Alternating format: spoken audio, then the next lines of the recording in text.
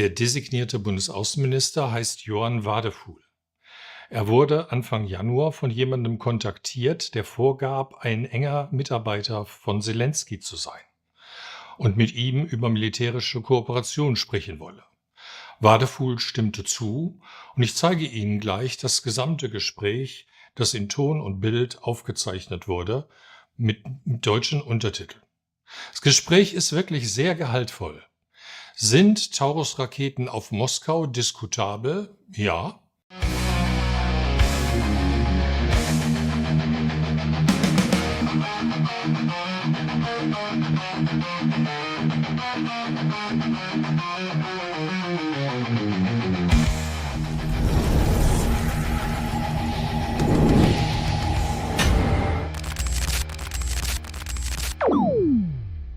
Hey Leute, willkommen in der Realität. Ich bin auf dieses unfassbare Video von Stefan Homburgs gestoßen und was ihr da gleich sehen werdet, ist wirklich harter Stoff. Der CDU-Mann Johann Wadephul, der bald Deutschlands Außenpolitik vertreten soll, fällt auf einen Fake-Anruf rein. Er glaubt, mit einem ukrainischen Regierungsberater zu sprechen, aber in Wirklichkeit wird er reingelegt. Und was macht er? Er redet über Raketen auf Moskau und deutsche Soldaten im Donbass. Ganz frei raus. Willkommen in der Realität und dieser Mann soll für Deutschland verhandeln. Auf geht's. Wie ist es mit deutschen Soldaten, Bodentruppen in der Ukraine?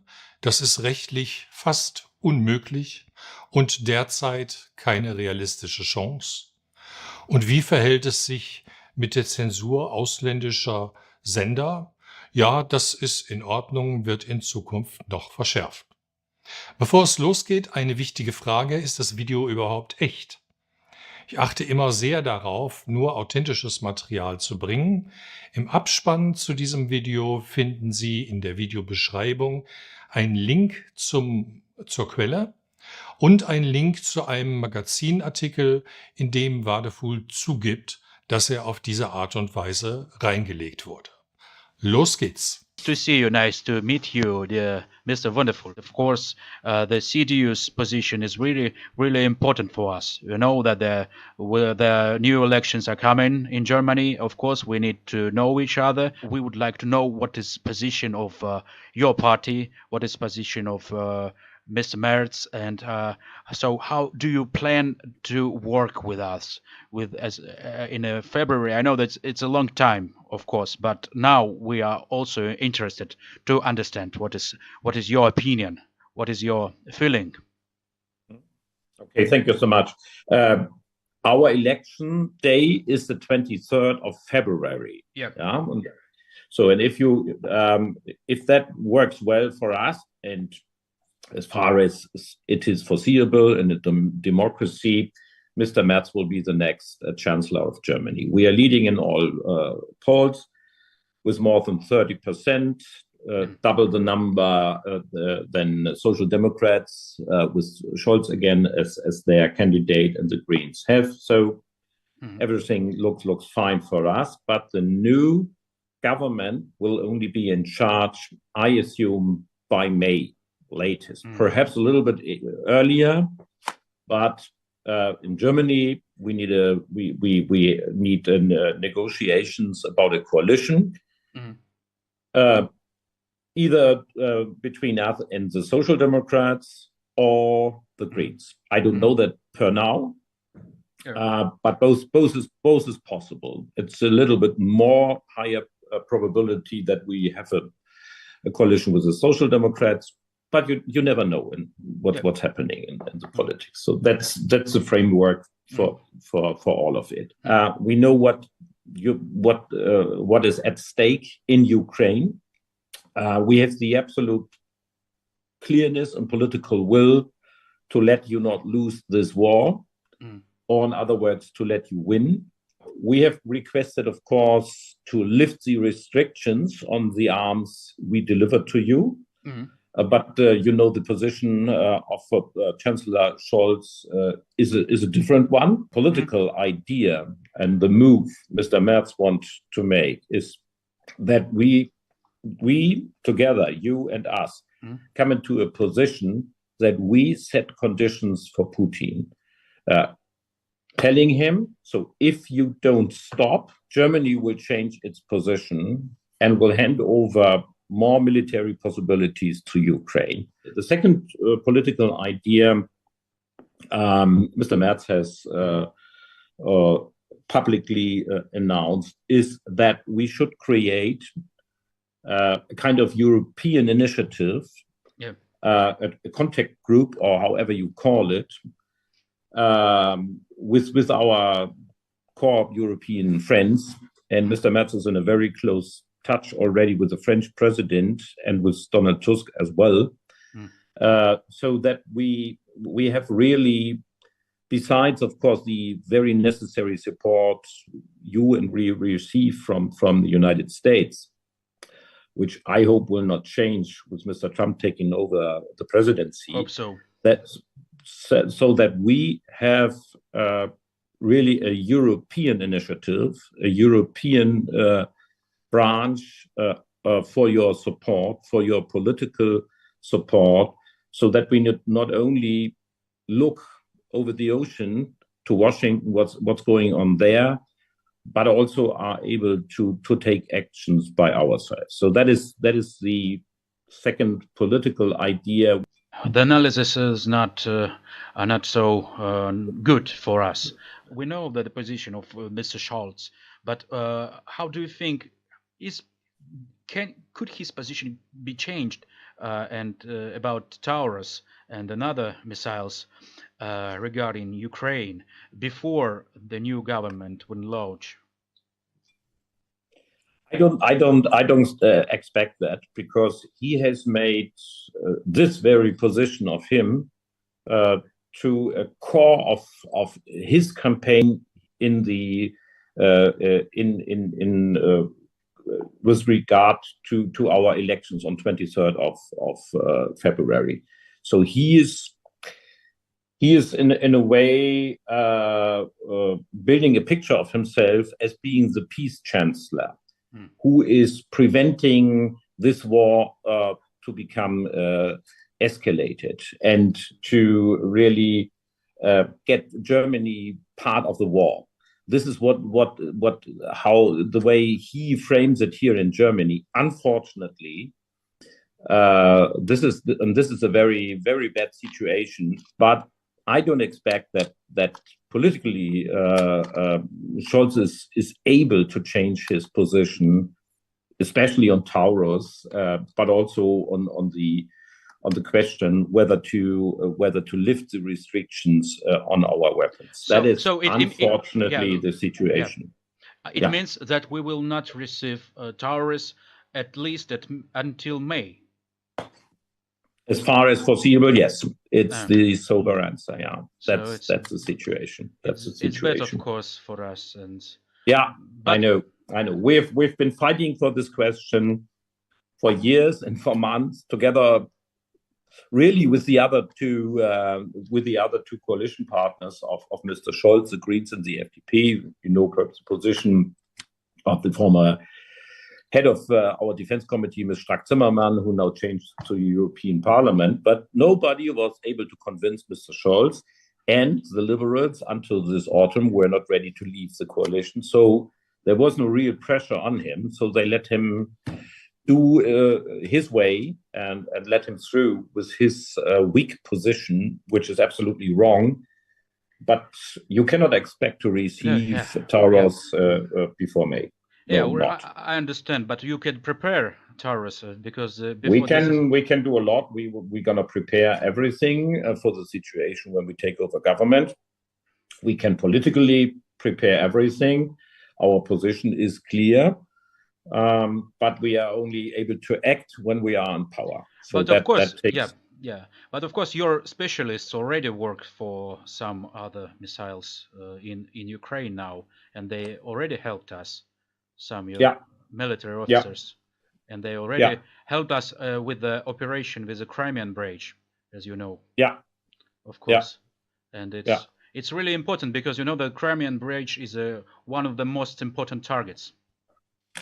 Yes, I know that. So would it be possible to reach some targets in Moscow if they will if they will hit our if they will hit some our buildings in Kiev.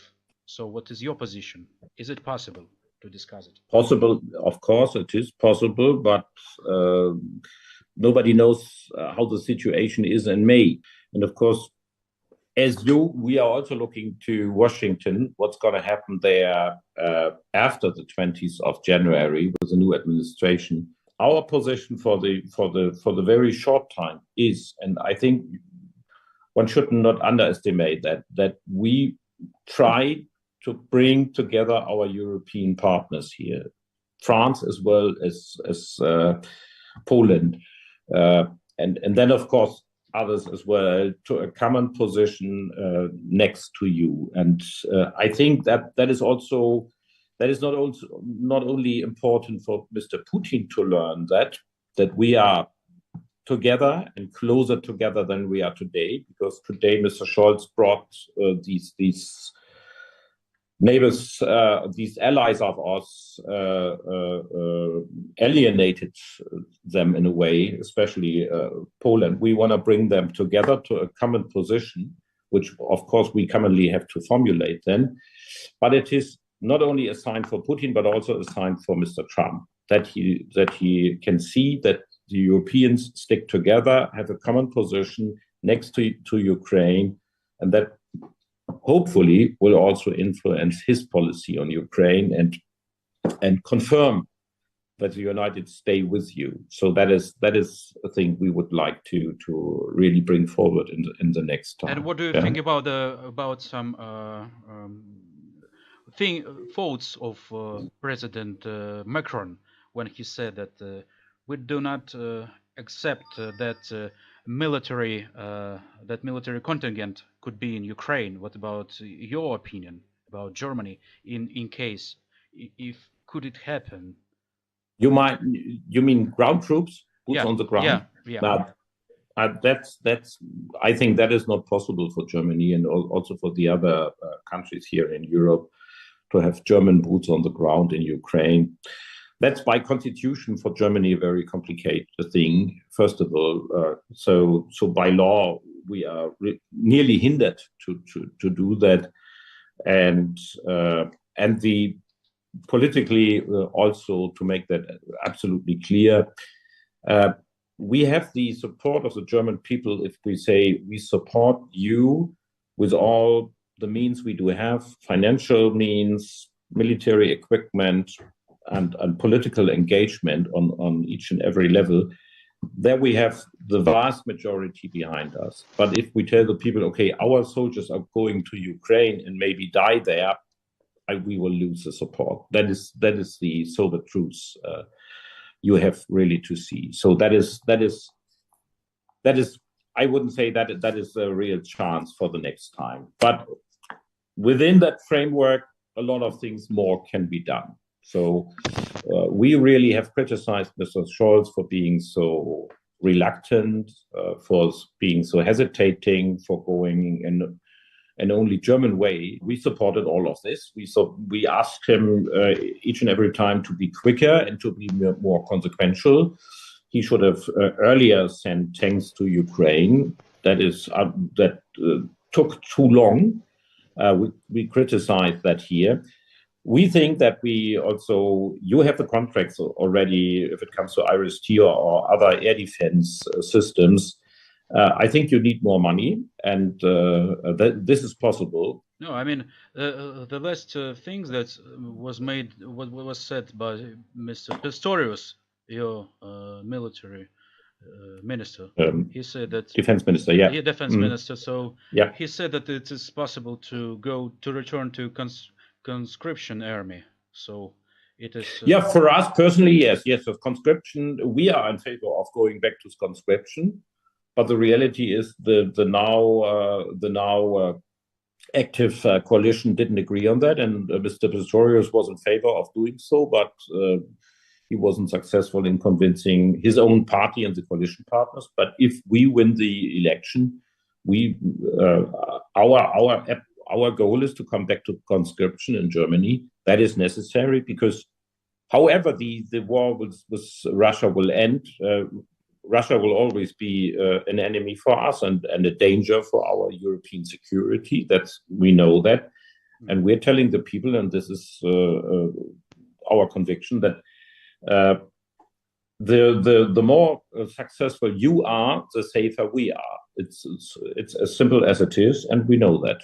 Another question was President Zelensky told me is he really concerned about the speculation in your media about that Ukraine is in charge of Nord Stream explosion. So it is really sensitive issue for us. Yeah, we know these speculations. A survey is underway here in Germany. We don't know the results, but we have not only seen that Nord Stream 2 was destroyed, but also cables between Germany and Helsinki and between Estonia and Finland and so on. And we saw Chinese ships with Russian sailors on board.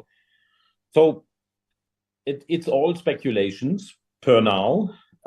We cannot attribute that clearly, but I think there's a high probability that Russia and China, mostly Russia, is behind these things.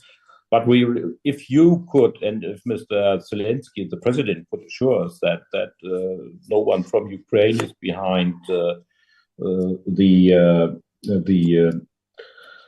pipeline Nord Stream 2, that would really be good. That would really be good. You know how we can prove that? I can't send a special document that we are not guilty in that. Of course, but maybe some individuals made that, but not Ukrainian government, of course, because some of our partners said that you're guilty, especially some of our Hungarian allies. They said that you are behind that. You are behind that. Some American journalists said, like Tucker Carlson, said that, of course, it was Ukraine because Germany is not ready to make investigation. They did not provide anything about that. So it is said. Yeah, it is used in that way. It is used in that way. We don't believe what Tucker Carlson or others do say. That's for true. But if you could assure us, that would really be sensible. Yeah?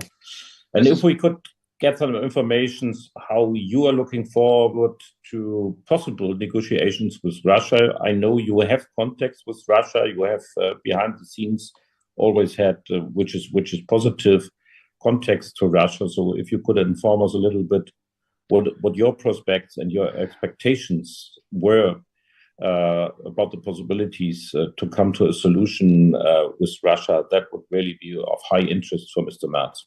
Yeah, well, I had some contacts with Kozak.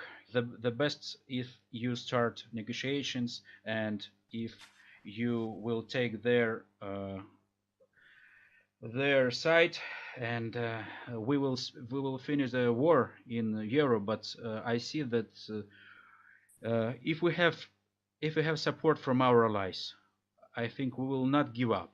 But the problem is that we don't have enough people, so we need to move down the age of service, military service. Yeah, for people. It is now by 25, isn't it? Yeah.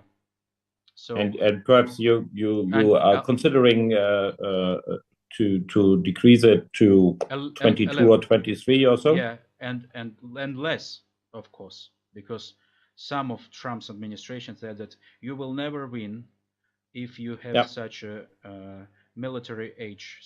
So we don't have people in army now. Yeah. That's of course a problem. Yeah. How do you think will Russia invade in your elections? So should we? It does already. It does. It does already. We see that they are. As far as I see, they are of course funding also some of our parties here in the political scenery, and of course they are trying also to be active not only in the with cyber attacks, but especially in the social media. You see a lot of interference from Russia, which we expect is coming from Russia or from North Korea or from China or so. So you see a lot of bots being active, which are of course contributed by Moscow. That is the indirect influence we see on our elections. But this is not an influence which is really able to change the results. So we're going to win these elections. We have really very good polls. And as far as what I about see, AfD? What about AfD? Yeah, AfD is now below 20%. This is, of course, more than they had in the last elections, but it is less than they were in the polls in the meantime. They were above 20%, 23, 24%. They are now below. They will never play an important role in German politics. It is a consensus with all parties that they cannot become part of any government, be it on a state level or be it on the federal level. So I think it's not a very comfortable situation for us. I would hope they were gone, but they are reality, unfortunately. But we have them, may I say so, under control, politically under control. They do not play a decisive role in the German politics. Yeah, but they are agents of Kremlin. Of course, they are. So. And they are funded by Russia. That's also clear. For me, it's clear. I have no proof. And it's good signal. It's good signal that you closed the first Russian channel, so they can't they can't impact on your people in Germany. Of course. Of course, they're saying that it's a breaking of the rule of freedom of speech. They are trying to say that it's not fair. But of course. But we have to be consequential, and we have to be more consequential in the future against them, because we cannot allow Moscow to really have influence here on the German politics, like perhaps in Moldova. You saw that whilst there were presidential elections, they nearly were able to change the result in Moldova. So that may not happen in Germany, of course. But we are not stupid. Yeah. They are providing their views on your country. So this is, of course, they are. It's not the same. It's not the same that Deutsche Welle. Yeah. It's different, absolutely. Yeah. Well, thank you very much. Thank you so much. All the best to you. I was glad to see. Let me know when you return, and perhaps we can have another talk. Was war das denn bitte? Der künftige Außenminister der CDU, Johann Wadephul, wird angerufen, angeblich von einem ukrainischen Regierungsberater. Und was macht er? Er plaudert los über Taurus-Raketen auf Moskau, über deutsche Soldaten im Donbass, über strategische Einschätzung der Bundesregierung. Ganz locker, ganz vertraulich. Nur leider war es kein Ukrainer, sondern sehr wahrscheinlich russische Prankster. Und dieser Mann soll Deutschland auf der Weltbühne vertreten? Freunde, wenn das der neue Maßstab für Außenpolitik ist, dann gute Nacht. Kein Hintergrundcheck, keine Sicherheitsabfrage, einfach drauf losquatschen, wie bei Wünsch dir was. Das ist nicht nur naiv, das ist brandgefährlich. Man stelle sich vor, ein echter Berater Russlands hätte angerufen. Wir wären mitten im außenpolitischen Debakel. Und was macht Wadephul im Anschluss? Er tut so, als wäre das alles halb so wild. Das ist Baerbock auf Steroiden, nur diesmal im CDU-Anzug. Die CDU wollte sich abheben, wollte seriös und erfahren wirken. Und dann sowas? Wer sich so leicht austricksen lässt, hat im diplomatischen Betrieb nichts verloren. Das hier war keine Satire, das war eine Bewerbung für die Peinlichkeitsolympiade.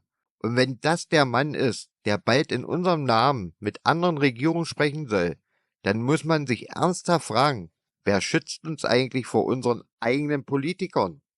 Was denkt ihr über diesen Vorfall? Kann man jemanden, der so unvorsichtig ist, wirklich mit deutscher Außenpolitik betrauen? Oder ist das ein Sicherheitsrisiko mit Schlips? Schreibt's in die Kommentare, liked das Video, abonniert den Kanal und aktiviert die Glocke. Denn das war garantiert nicht die letzte Peinlichkeit aus Berlin. Bis zum nächsten Mal.